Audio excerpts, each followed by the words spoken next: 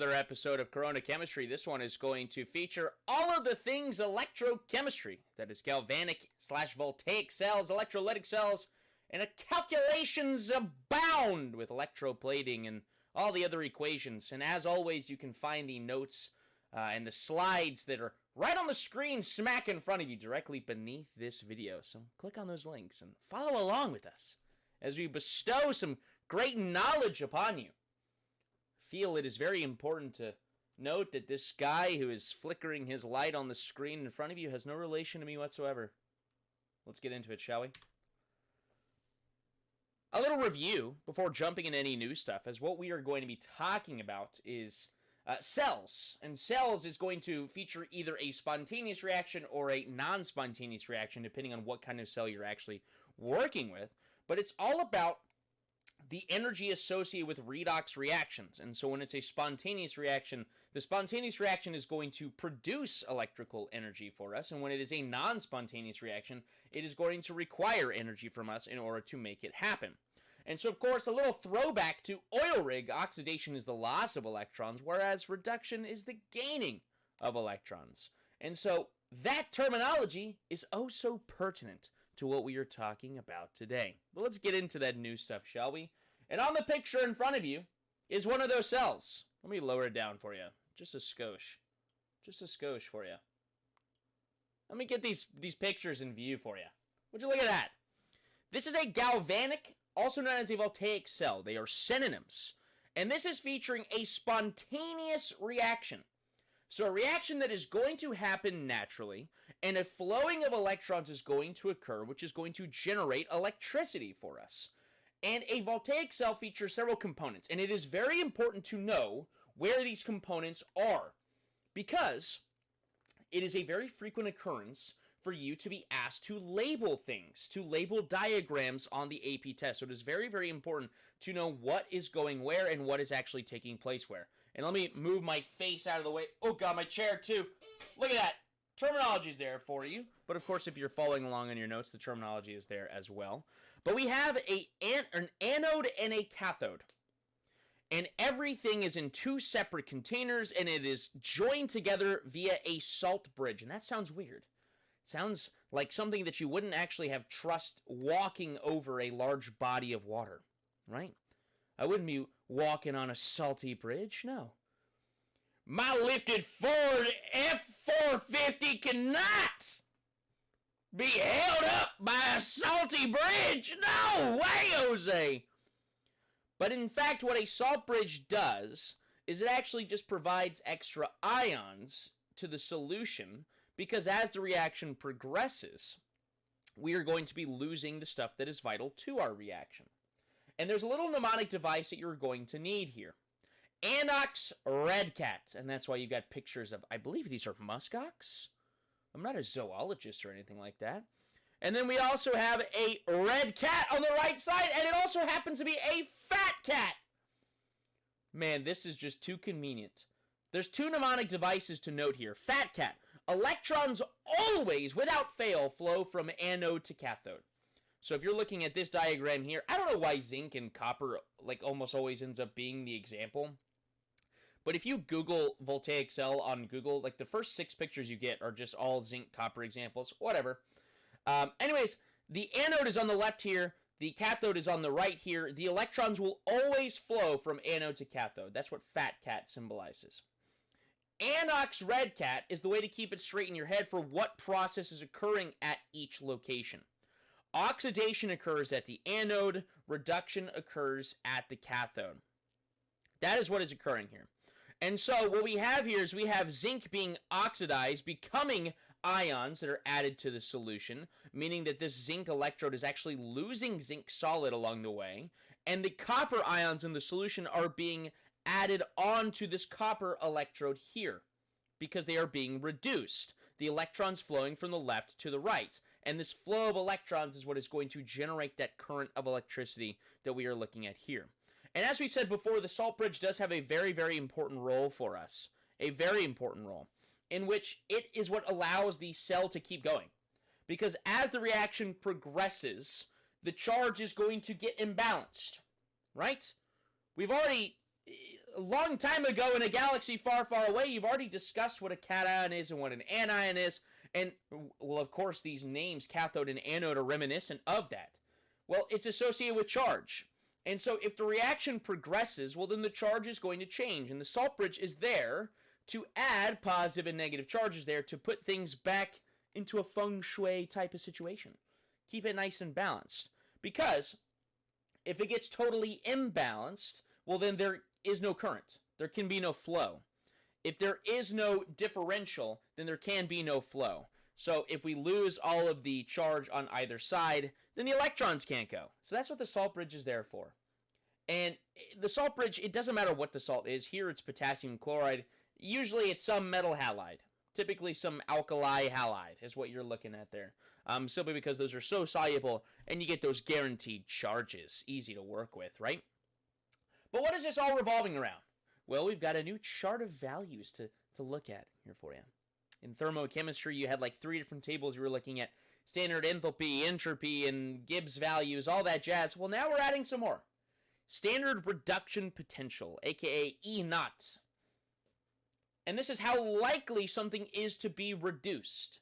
And as you can imagine, this is actually very reminiscent of single replacement reactions, if you hadn't put that together. Because if you're thinking about single replacement reactions, we always compare things based on the activity series. And for nonmetals, we base them on their reactivity. Well, nonmetals want to gain electrons, and metals sure as heck want to lose electrons. Which means it's very difficult to make something like lithium gain electrons. Doesn't that make sense? Because lithium wants to lose electrons so bad, and he's got a way of sweet-talking all these other elements around him to say, hey, man, you don't want to throw that electron my way? No. In fact, you want to take my electron. Yeah, don't you? Wouldn't that sound nice? On a cool, easy, breezy Sunday afternoon, just kick back, relax, and just take my electron with you. I don't need it, and you do. That's the jazz here.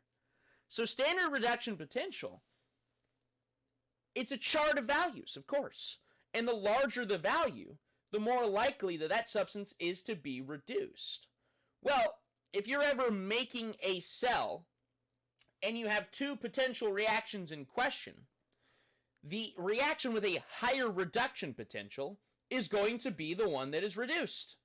And the one with the lower reduction potential is going to have to flip its script and become oxidized. And so this brings us back to our mnemonic device, Anox Redcat. The anode will be the oxidation side, the cathode will be the reduction side. And so you can look at a diagram that is unlabeled and based on the reduction potentials, determine which side is which. And so let's go back to our zinc and copper example.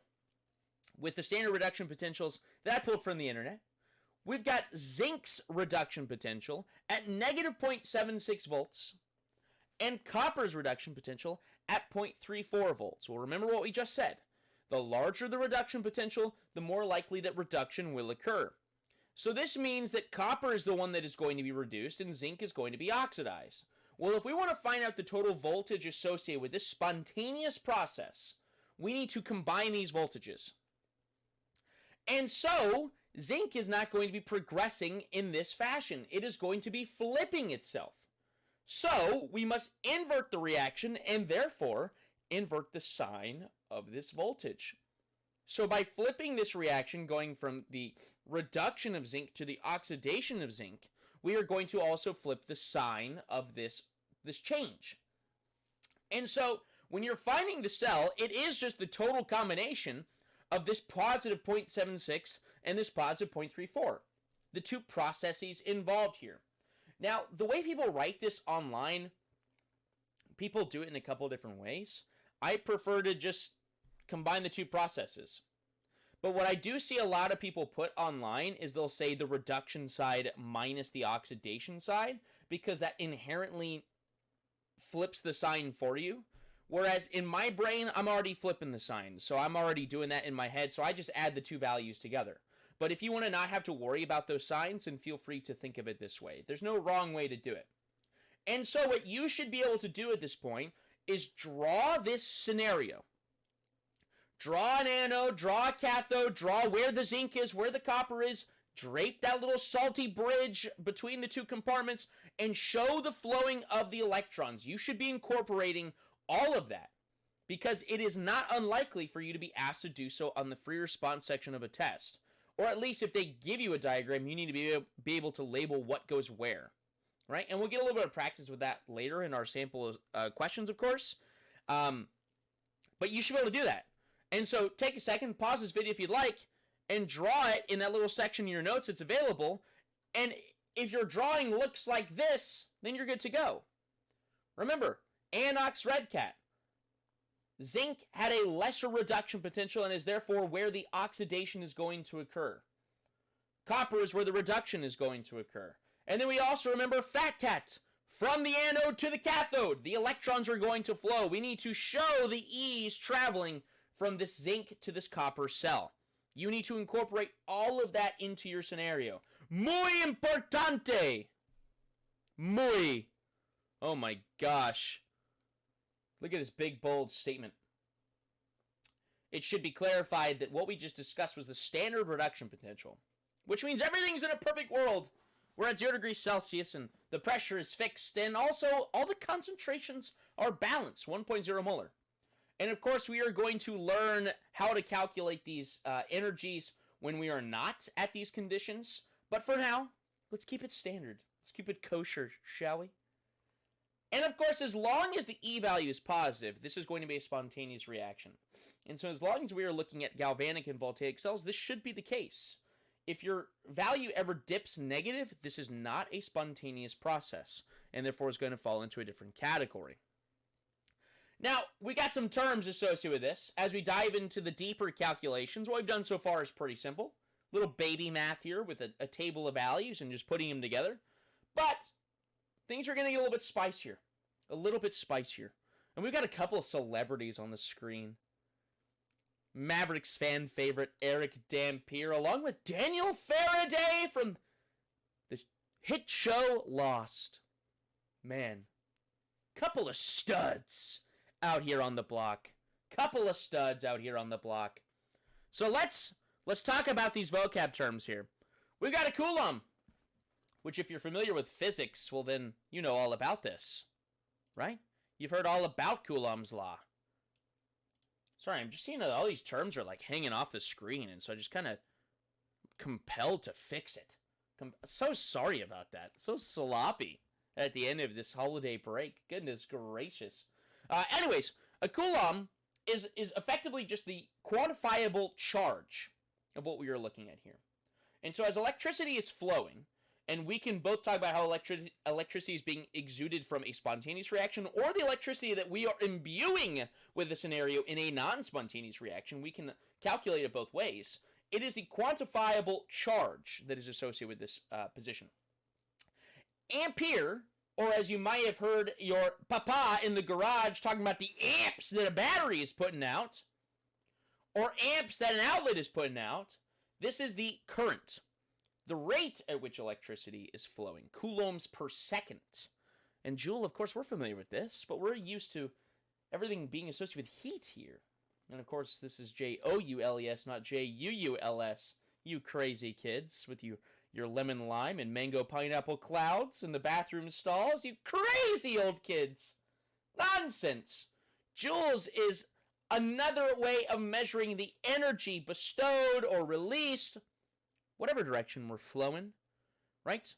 We're used to talking about joules in regarding our calorimetry, Q is equal to MC delta T, but the value does also work here as well. And of course, it is going to be the direct energy associated with this. But Faraday is going to be a very new term here. Faraday is the passage of 1 mole of electrons. So if I am absorbing 1 mole of electrons in the process of reduction, how much energy is associated with that? How much electricity is associated with that? Well, this is where a new law is going to come into play, Faraday's law. But the most important thing that you need to grab from this is what Faraday's constant is. And this is going to be very, very relevant to us here. 96,485 coulombs for every mole of electrons. It is a constant that will never change, never sway. I think when I was in high school taking AP chemistry, I think we always did 96,500. Never got a problem wrong with it. Up to you. Up to you. I just used the specific value that we found on here. But, you know, It is what it is. So what are we doing with all this? Well, this is going to be a lot of connections. In fact, these units, the unit before this and the unit that we're going to after this, they're all connected in some way, shape, or fashion.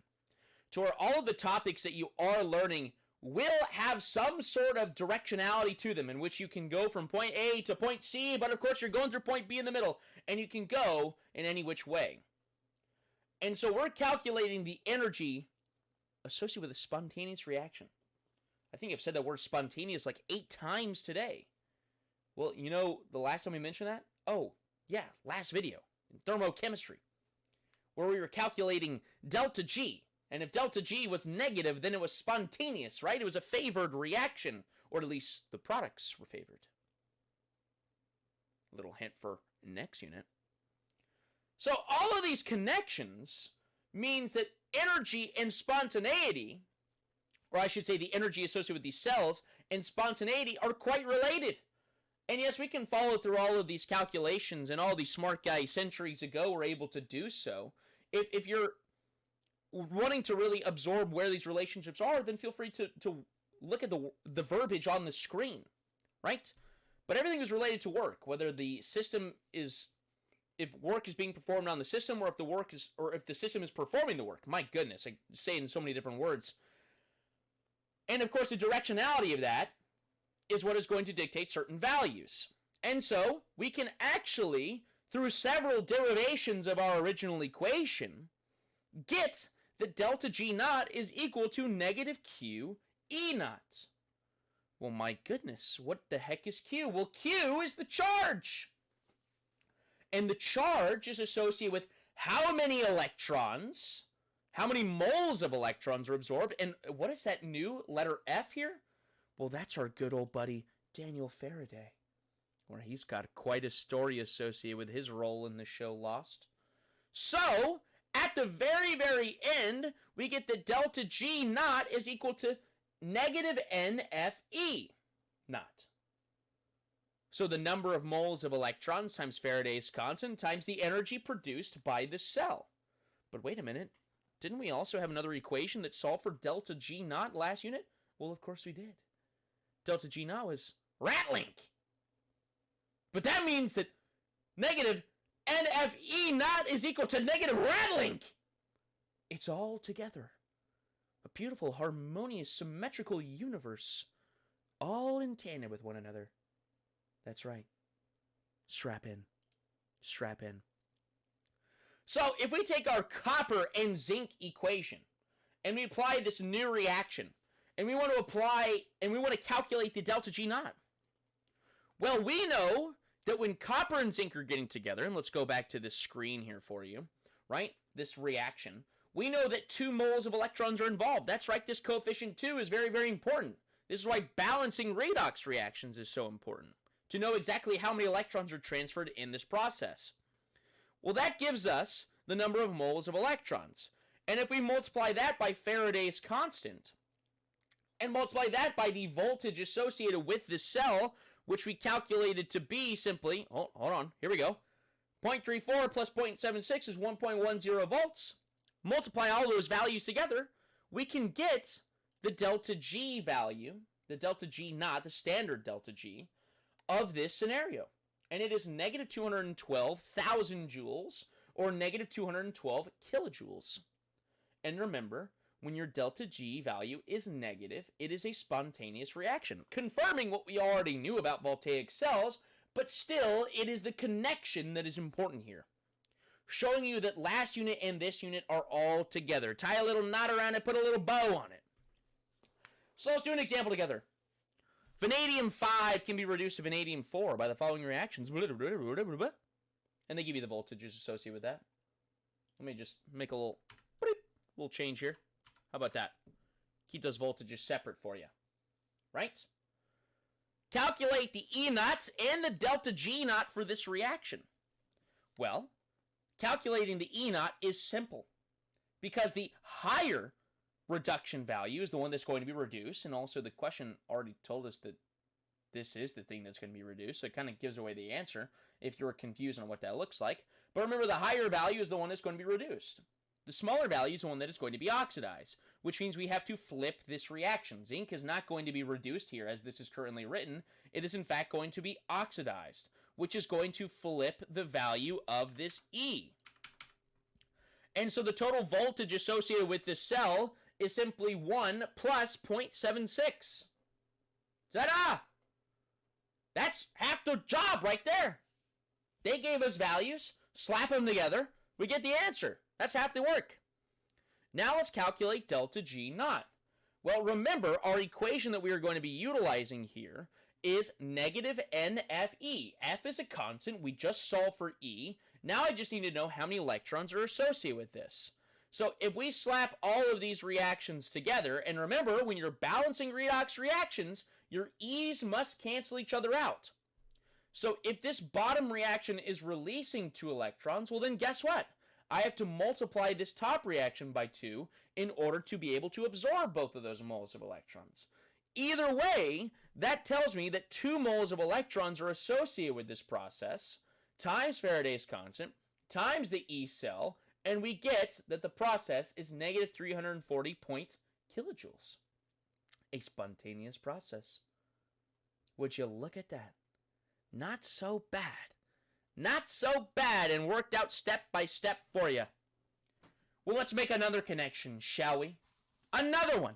And this is probably the most important equation on here, to be honest. This is called the Nernst equation. Nernst. You gotta know that that guy was made fun of in school. Walther Nernst. First of all, his first name is Walther. You could have helped that. I'm sure he went by Walt. Walty. Walt Daddy. I don't know. Right? But you know that Nernst was made fun of.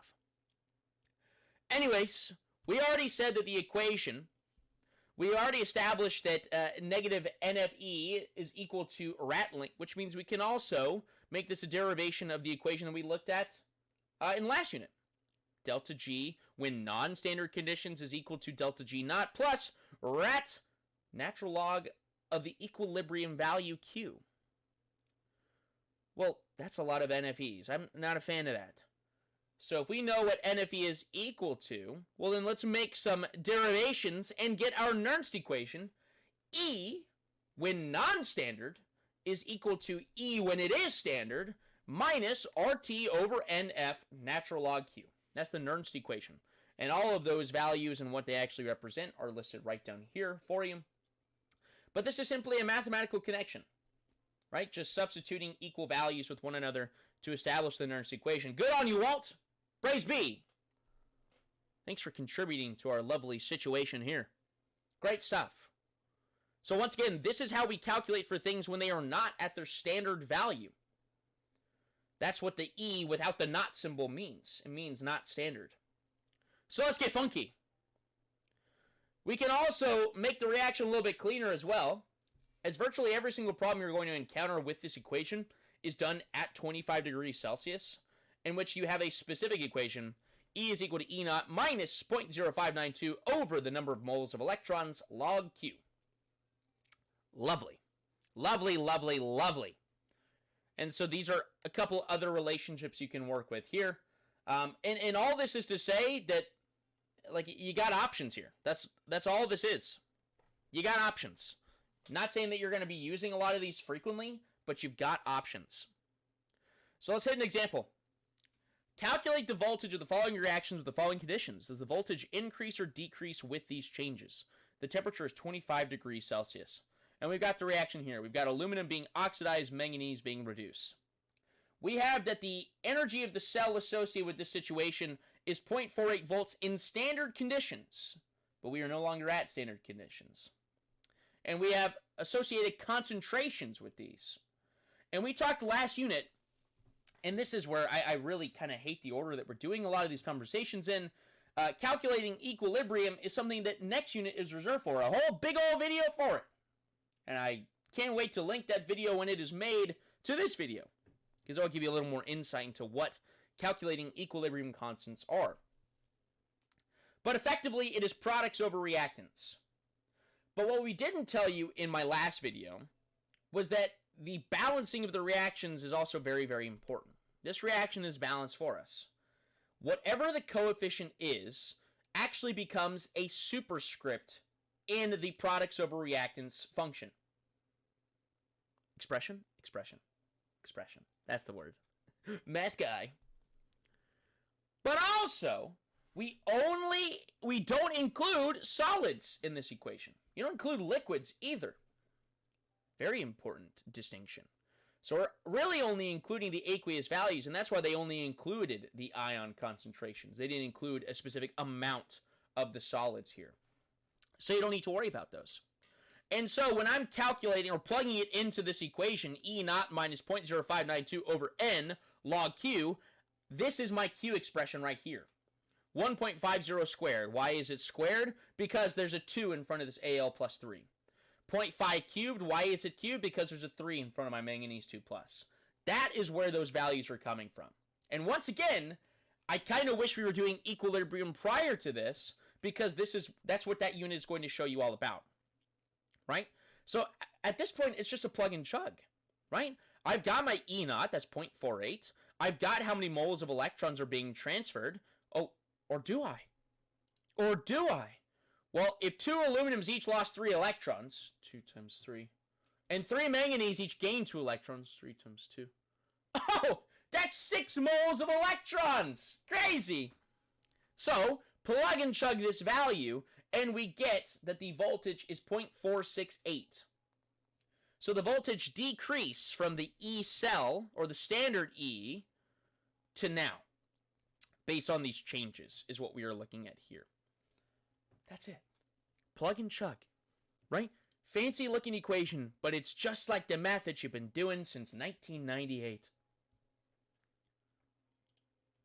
I think there's a Taylor Swift song to sing after that, but I'm not a Swiftie. Whoa! Don't come at me for saying that. It is what it is. Another example. Lots of examples today. Calculate the E cell for the galvanic cell based on the following average reactions at conveniently 25 degrees Celsius. And they give us our 2 half reactions. They give us the voltages associated with it. And they give us some concentrations. So all this information that they give you kind of leads you to what equation you're going to be using. Right? So what we are going to do is we're first going to find what the overall voltage of the cell is. The higher reaction, the higher reduction potential will be the reduction. The lower will be the oxidation. Which means you need to flip what this reaction is doing. And therefore flip the sign of this voltage. So 2.20 minus 1.23, the E of the cell at standard conditions is 0.97. Simple, simple. That's what we've been doing since the start. Now, you could balance the redox reaction, or you can do this in your head a lot of the time. But the reason why you balance it is you need to know these coefficients as well as knowing the total amount of electrons that were released and absorbed, which is 12 moles of electrons in this situation. But I also need to see these coefficients of 4 in front of our ions, and this coefficient of 3 in front of our oxygen gas. And if you'll notice, this actually gave your oxygen value in pressure instead of concentration because it is a gas. I see that. I can't actually recall doing anything like that in high school, but in trying to compile some problems for you guys in making these, I did see it frequently. And all we're doing is we treat it the exact same way as concentration. Whatever the coefficient is, it gets slapped as a superscript, but the math doesn't change. The math is not changing whatsoever. And so at this point, it's just plug and chug. Reminder, there were 12 moles of electrons exchanged here. That's what that coefficient 12 is telling us here. And then our Q constant, or equilibrium value at this given junction, is going to be the concentrations provided to us to the power of the coefficient in their balanced equation. And in the end, we get that the voltage is actually increased based on these values. It's gone from 0.97 to 1.05 based on my calculations. Really hope I don't get any of these wrong. But I did double check them. Yeah, double checked them. So it is plug and chug. I know that's a lot of numbers on your screen. Oh my gosh. I know that's a lot of numbers on your screen. But test it out for yourself. See if you like it. Here you are with a unique situation. Another example, following the exact same topics we've been discussing so far. This is known as a concentration cell. Suppose a voltaic cell has a copper 2 plus half reaction in both compartments. And if it were 1 molar on both sides, well, then the energy of the cell would be 0. But suppose that one solution was 0.1 molar and the other was 1.0 molar. What a current flow! And I feel like based on all the verbiage that they use to clarify this from the get-go, if this is a free response section on the test, it's leading you towards yes, right? I think based on all the context clues here, I'm never saying no, a current's not flowing. But what this is called is a concentration cell. And what the goal of this scenario is to equalize the concentrations on both sides, in both compartments. So whatever the endpoint is based on whatever your starting concentrations is, the left and the right will have the same concentration when everything is all said and done. And so we have this diagram here where if you pause, you can edit on here, you can draw it out on here. But it's important to be able to recognize which side is which, because if this is a free response section on your test, it's probably going to ask you questions to label it. And I know I've already mentioned that a couple times, but if you were to draw this, which side would be the cathode and which side would be the anode? And yes, we spoil it here at the bottom, but think about it for a moment, right? If we say that this side is the lower concentration, that this solution down below is 0.1, and that this solution is 1.0, well, then the goal would be to decrease the amount of ions in here and increase the amount of ions in here. So let's go back to our anox red cat, right? Anox red cat. If this is the lower concentration side, which process, oxidation or reduction, is going to put more ions into the solution? And the answer, of course, is oxidation. Because if I oxidize this copper, that is going to make copper ions fall out into this solution. That is what we are looking at here. So, this side, if this is the smaller concentration, is going to be the anode, right? Which means the electrons, fat cat, are always going to flow from the lower concentration to the higher concentration. But what is happening all that while is that the ions are going to increase on this side, they are going to decrease on this side. And because electrons are flowing, a current will flow, right? And so we can simply use our equation from a little ways back, and let me go ahead and pull up that exact equation. Energy of our current setup is equal to E naught, E standard conditions, minus 0.0592 over the moles of electrons, times a log of the concentration of what we were looking at here. So what you should also understand is which direction is this reaction progressing. We want to produce more ions in the lower concentration side.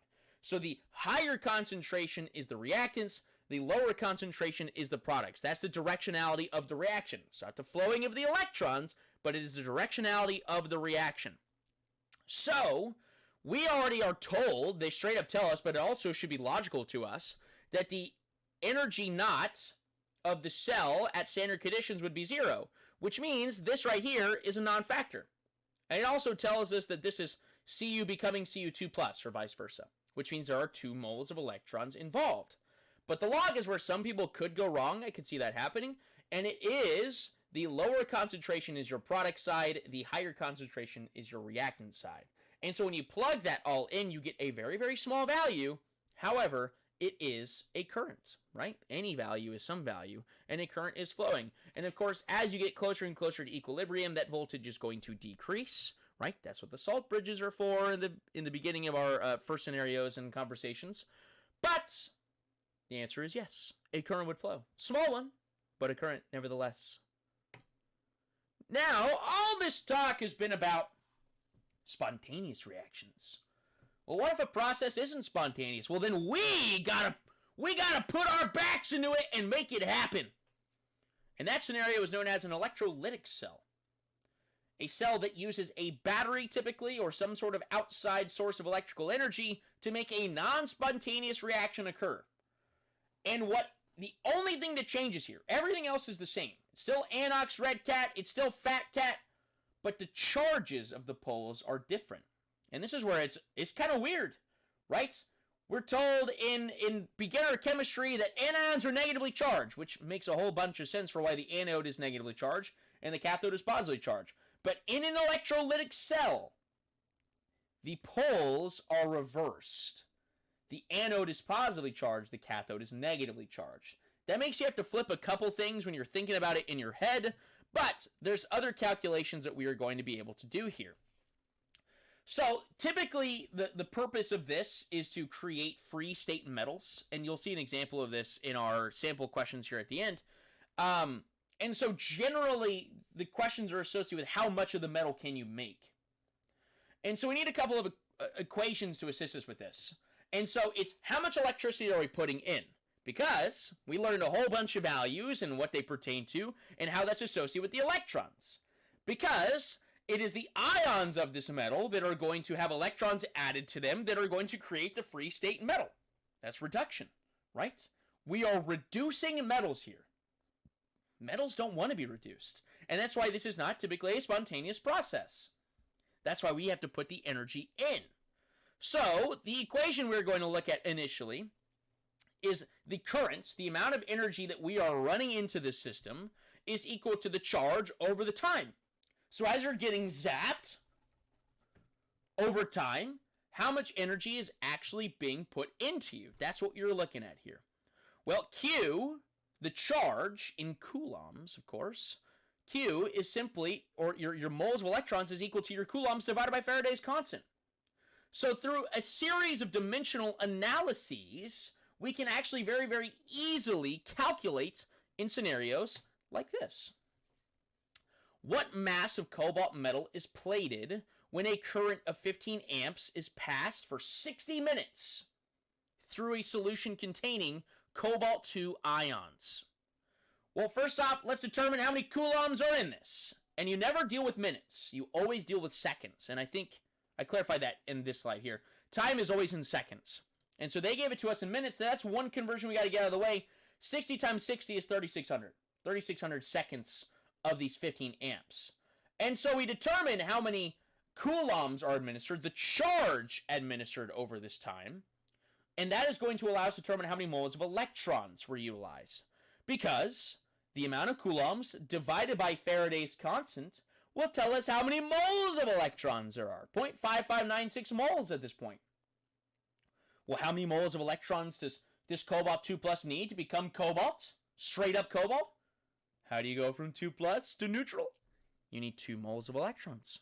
And so by dividing this by 2, this is how many moles of cobalt I am going to make. Or plate. And I'll show you what I mean by plating here in this example here, coming up in just a second, actually.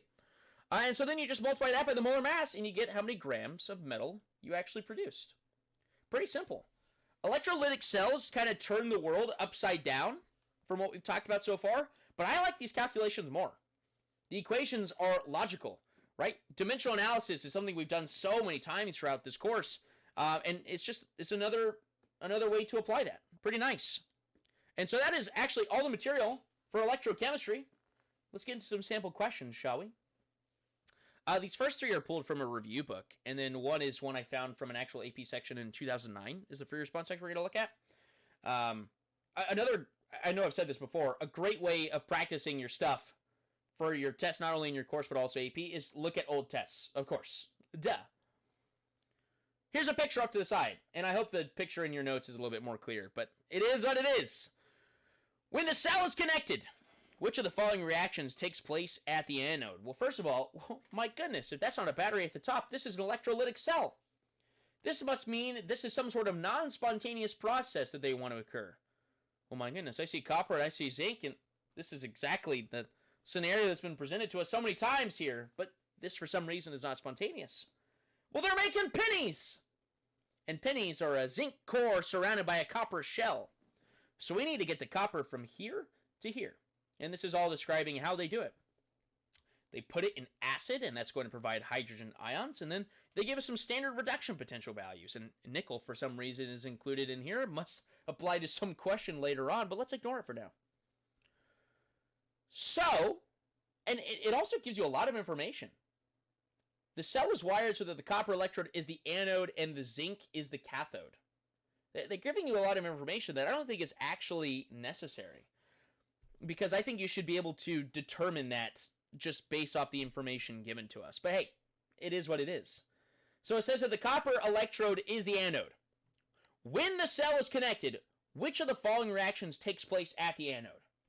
Anox, red cat. Anox, red cat.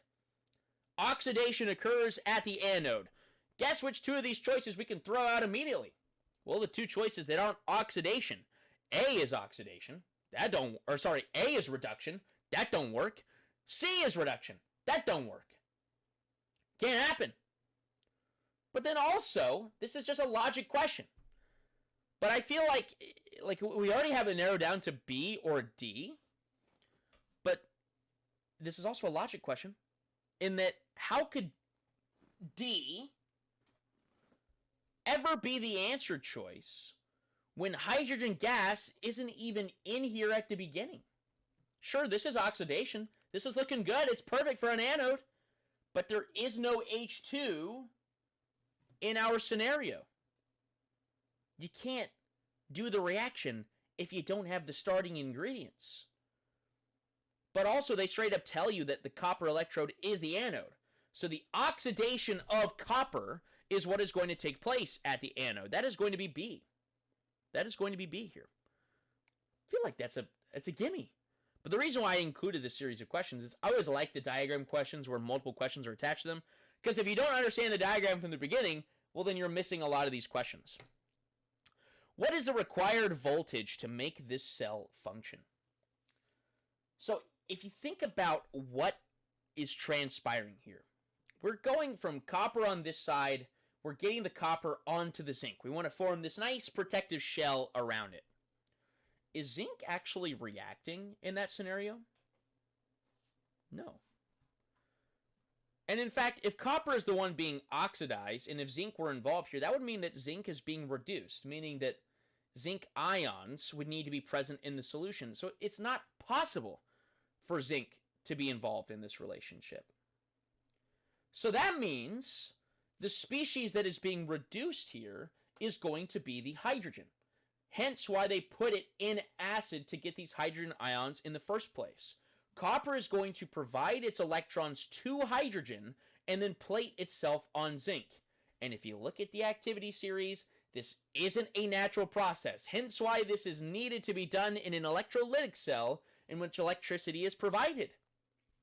So that means oxidation is going to be, well, we've already established that the copper oxidation is going to happen, which we've already established is this process here. And if we look at the tables given to us in the problem, this is the reduction side of copper. So we'd have to flip that. Negative 0.34 volts. Zinc is not involved. Nickel is not even present in the scenario, but hydrogen's is conveniently 0.00. Well, guess what? How much electricity do I need to overcome the process that is not natural for us? That is simply the inverse of copper's. That is 0.34. So the answer here is A. I'm looking at these other answer choices. I'm not sure how you get 0.42 by combining coppers and zincs, I suppose. And then 0.76 obviously is just zincs. And then D is when you do copper and zinc added together, inverted.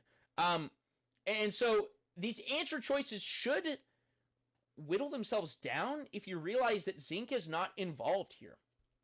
Zinc is not actually chemically involved here. Zinc is just the destination of copper whenever it is actually oxidized here. Or, sorry, reduced. So, bim, bam, boom. We got that. Our answer is going to be A. If instead of copper, a nickel bar were to be used, oh my gosh, there's the nickel. Could nickel be plated onto the zinc penny effectively? Why or why not? And I'm sorry, I know the picture is smaller, but we can flick back and forth between them. Answer choice A. Yes, nickel's standard reduction potential is greater than that of zinc, which is all that is required for nickel to be reduced at the cathode. Well, this is accurate, right? The reduction potential of nickel is greater than zinc, but is that what's actually at play here? If zinc is not actually reacting here, is that what matters? Is that what matters? Because we're not replacing the zinc, we're replacing the copper. Answer choice B. Yes, nickel is able to take electrons from the hydrogen ions in solution, allowing it to be reduced. Well, what we do see is that the reduction potential of nickel is lesser than that of hydrogen. Is that what we want?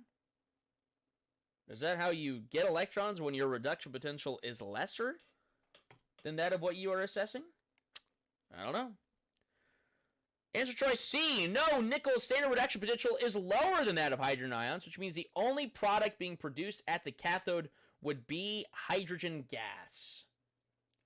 So B and C are opposites of one another, I would say, because you got the yes and the no, right? A is out the door. It doesn't make sense because it's not actually describing what they are describing in the question, right? The nickel is not replacing the zinc. The nickel is replacing the copper. So B and C, right now, are looking like the two cream of the crop choices. Well, let's look at D.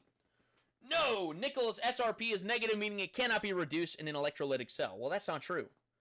In an electrolytic cell, we are providing energy, which means we can overcome anything. However, the more positive reduction potential value will be the one that is reduced. So just because nickel's negative doesn't mean it can't be reduced, but when it's paired with something else that is more positive than it, aka the hydrogen, well then it's not going to be reduced here. On top of that, you would need nickel ions in the solution in order to make it happen. So it doesn't work. So D doesn't work. And so B is really preying upon whether or not you know what standard reduction potential means. It means how likely you are to be reduced.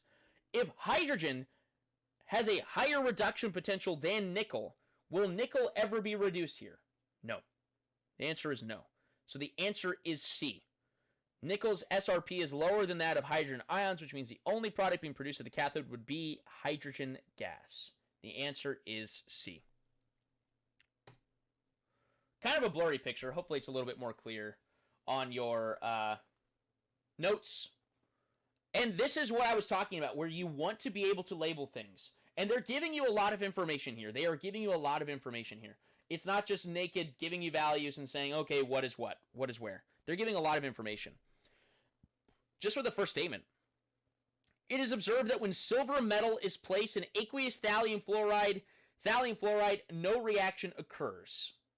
That is telling you that silver does not replace thallium if it were a single replacement reaction that we were looking at. But we're, of course, looking at the reduction potential here. Same thing, just different labels, right? Different things, different values that we are assessing.